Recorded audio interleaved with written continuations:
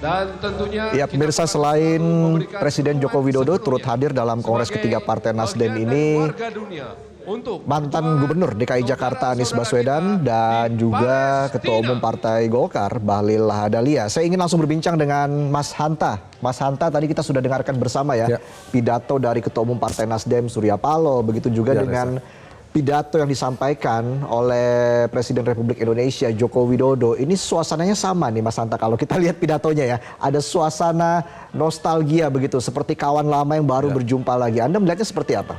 Ya, pidato keduanya kita lihat persahabatan yang ditunjukkan sangat cair ya komunikasinya, kemudian seperti gayung bersambut.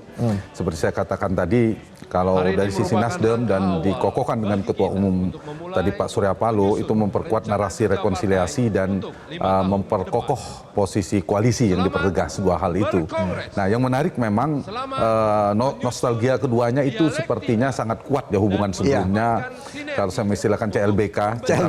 Bersemi kembali. Dan kita tahu kalau kita buka rekam jejak kebersamaannya itu, Partai Nasdem adalah partai yang pertama mendukung Pak Jokowi di 2014, bahkan sebelum partainya sendiri pada saat itu, seingat saya, DPD Perjuangan. Yang kedua, kita juga itu diulang ya, rasanya sangat kuat. Jadi istilahnya Pak Jokowi ada rasa gitu ya. Ya, bahkan Pak Jokowi tadi kita melihat ya bagaimana seperti menunjukkan gestur bahwa di hati Pak Jokowi ya selalu ada Nasdem juga. Betul, tadi menunjukkan ke dada beliau gitu. Dan kita ingat juga Nasdem saya kira termasuk partai yang konsisten mendukung pemerintahan Pak Jokowi di 10 tahun terakhir ini. Di periode pertama maupun periode kedua meskipun ada cacatan di tengah. Tapi dengan saya mengistilahkannya normalisasi hubungan Presiden Jokowi dan Nasdem, ini di ujung pemerintahan Pak Jokowi relasi hubungannya husnul khotimah. Husnul khotimah. Ya, berakhir dengan baik meskipun ada riak-riak dinamika di tengah, tapi relatif husnul khotimah. Sepertinya Pak Jokowi yang su'ul khotimah itu yang kurang baik di partainya, yaitu PD Perjuangan. Nah, dalam konteks ini kalau kita perhatikan memang yang sempat berbeda memang terkait dengan Pilpres 2024, yaitu faktor Pak Anies Baswedan pada saat itu. Tetapi kalaupun itu kita masukkan variabel, dia tidak secara langsung Reza, karena tidak terkait dengan pemerintahan Pak Jokowi. Itu kan pemerintahan selanjutnya. Nah, di pemerintahan Pak Jokowi 10 tahun itu, saya membuka rekam jejak, hampir tidak ada Partai Nasdem melakukan misalnya kritik keras secara terbuka, menolak rancangan undang-undang yang proposal yang diajukan oleh pemerintahan Pak Jokowi. Relatif tidak ada. Jadi relatif termasuk setia ya, dan kita bisa katakan memang tidak secara objektif Partai Nasdem ini salah satu rumah nyaman bagi Pak Jokowi dulu. Sebelum kita bicara ada Partai Gerindra dan Pak Prabowo pada saat itu masih menjadi kompetitor, berkompetisi bersama Pak Jokowi, PAN dan Partai Demokrat juga belum bergabung pada saat itu. Yang di dalam itu kan jangan lupa ada PDI Perjuangan, ada PKB dan ada Partai Nasdem. Nah, Pak Jokowi itu kerap menunjukkan kenyamanannya ketika di forum Partai Nasdem.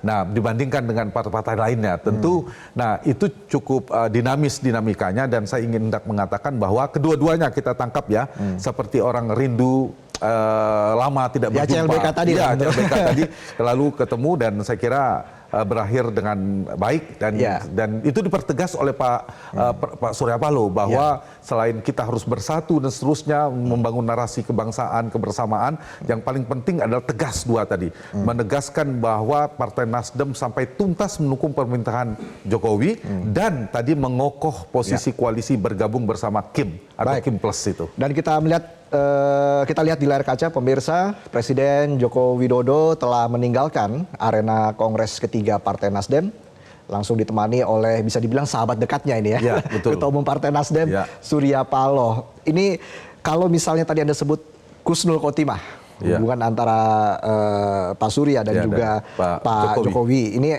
apa sih dampaknya untuk Partai Nasdem? Tentu memberikan dampak positif. Yang namanya hubungan baik, husnul khotimah itu memberikan dampak positif, baik tidak hanya bagi Nasdem tapi juga bagi bangsa ini, bagi Pak Jokowi. Bagi Partai Nasdem ini menjadi titik awal melakukan bersinergi, dan menjadi tema bagi Kongres ketiga sinergi membangun bangsa. Sinergi membangun bangsa ini mungkin akan semakin jelas ya bersinergi dalam pemerintahan ke depan. Konteksnya Partai Nasdem dampak ke depan itu sepertinya akan berada dalam pemerintahan, dan kita tahu Partai Nasdem ini kan juga partai yang menurut saya ya lebih cocok memang berkarya di dalam pemerintahan dan beda sedikit dengan Golkar. Dan saya harus mengatakan kalau partai genealogi Golkar, kita tahu Pak Surya kan dulu tokoh berpengaruh di partai Golkar, termasuk Pak Prabowo Subianto, Pak Wiranto dan sebagainya. Dua partai yang sukses, partai genealogi Golkar itu hanya dua hari ini, yaitu Partai Gerindra dan kedua Partai Nasdem.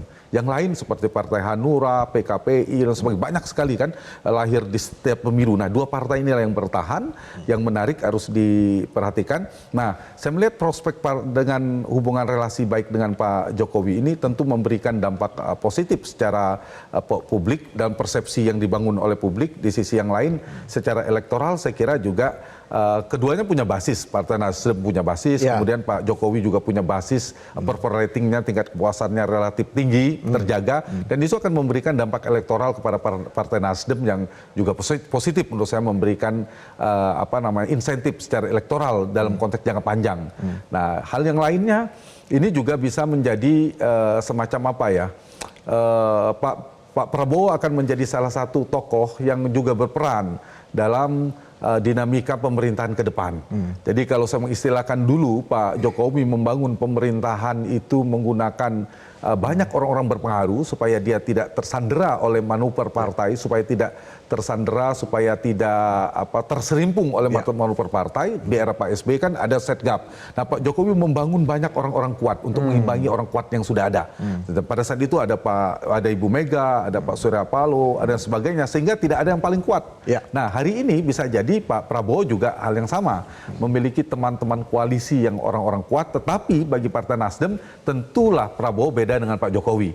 Pak Prabowo beda dengan Pak Jokowi, karena itu mungkin pola komunikasi perlu penyesuaian dan sebagainya, tetapi dalam semangat membangun koalisinya saya kira ada stabilitas pemerintahannya ke depan itu cukup kuat, karena kita tahu Partai Nasdem memiliki rekam jejak dalam mendukung pemerintahan relatif loyal gitu.